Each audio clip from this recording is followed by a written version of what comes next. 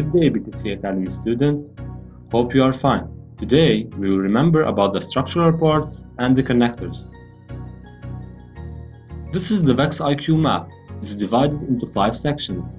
The structure section, the connector section, the motion section, and the electronics section. And we don't forget the tips of use section. First, we will start with the structure section.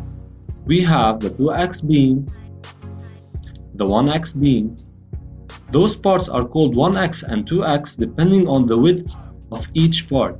So over here we have 1, 2, so it's called 2x beam and 2x beam.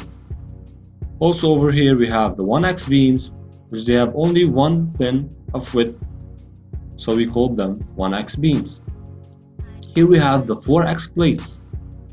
Also, we have the angle beams, which they are the only beams that have angles.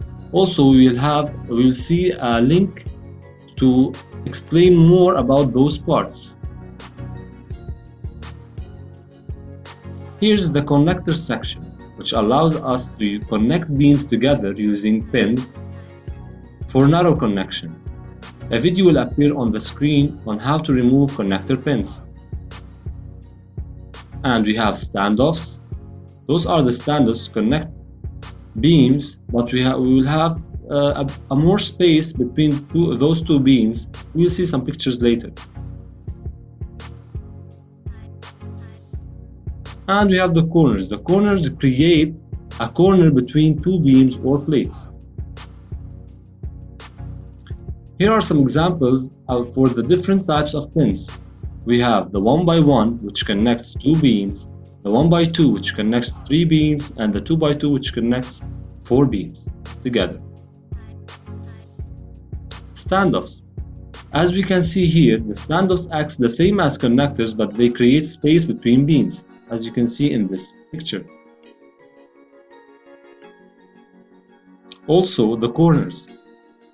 The corners create corners. We have a lot of types of corners. Each corner acts dependingly on the design that you are building. To create a corner, this is an example of VEX IQ structural parts and connector all together. To create this plane, we are using plates, standoffs, and some beams over here, and the connectors to create this shape. All those parts can create this design, the design of a plane. Our lesson is done. Stay tuned for future lessons. Stay safe. Goodbye.